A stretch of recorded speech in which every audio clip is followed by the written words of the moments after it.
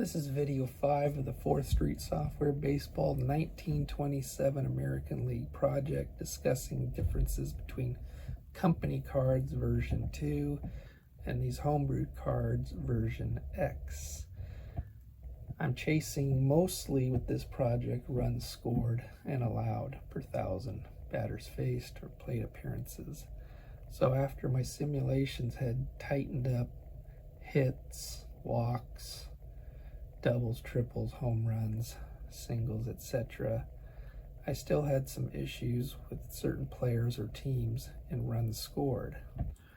So not knowing too much about how the game was played back then, I surmised that outs were being made on base or bases were being taken that weren't being captured by result codes in the game. So I asked Brian for 2 new result codes, 34 and 36. In retrospect, I probably needed to put more pickoffs on the cards than these line-out double play codes.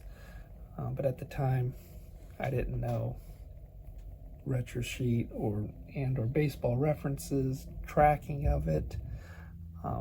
And regardless, the computer game doesn't track it either. So even if I did know, I wouldn't be able to extract the stats out of the computer game to tell how accurate I was.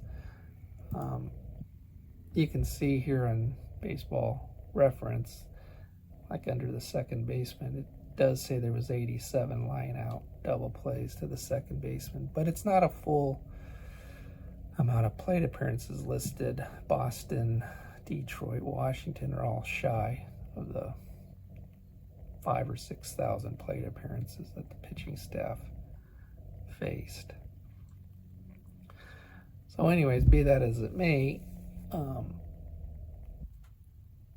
we went ahead and just stick with the result code 34 and 36 to get the runs. So a pitcher like Sarge Connolly, you can see I put some 34s here on his card throughout, no 36s, but this helps get his runs allowed down, even though his whip and home run rate and hit rate and everything will be accurate. Putting these codes on, here's a 36. Putting these codes on here got him more accurate in his runs. Now, I don't track ERA. I'm tracking runs per batters faced. So that's why the result code in 34 and 36 are littered throughout certain pitchers' cards and maybe even certain batters' cards, if the team was scoring too many runs based on the amount of on base and total bases that the offensive team was doing. Another thing I asked Brian to change was the spread of guess right and guess wrong from plus or minus 1 to plus or minus 2 when a batter guesses either right or wrong on the pitch count. Again, we can go back and take a look at Sarge Connolly here, seeing that he's got a fastball breaking ball split of 3 on either type of batter.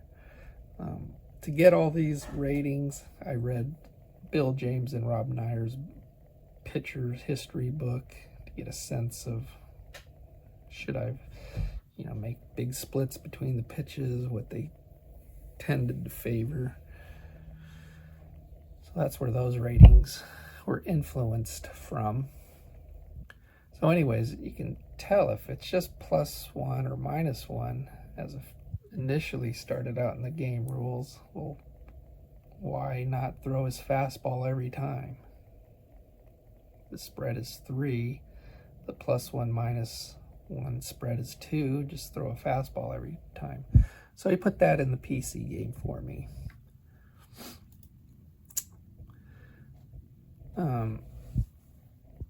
Also, run ratings.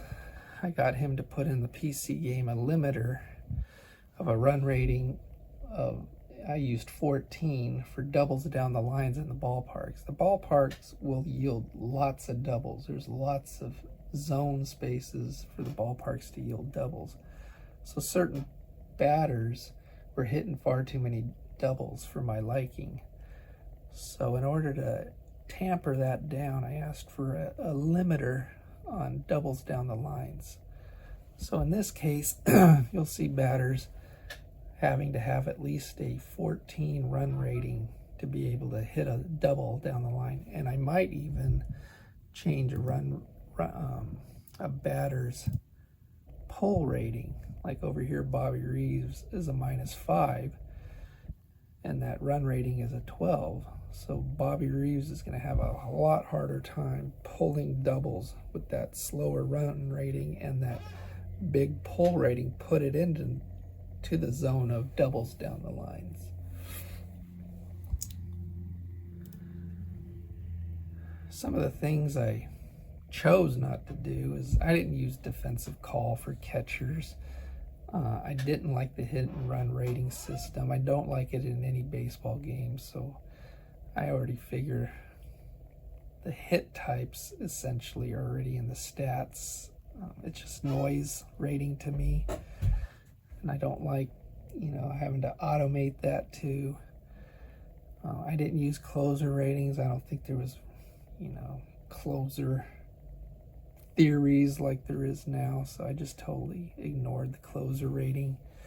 Clutch rating, again, is a rating that I don't know that really exists. I suppose it would have helped with some of these teams producing more runs or preventing runs, but there's also many dice roll probabilities. You got a D100, you got a D20, you got 2 D36. Adding the clutch ratings in would mean even more variability in the auto plays and what stats I'm seeing as being noise versus accurate. Anyways, I just chose not to use the clutch rating at all. And the last thing about this set, the ballpark study made me realize that the ballparks play a big role in how hitters should homer or not. I think bigger role than from some of the company cards I was looking at. I think typically ballpark chances in company cards are less than 10%, probably between 5 and 10%. My study told me that I needed ballpark chances of 13-14% to get the home road split and the launching pad and death trap ballparks to play correctly.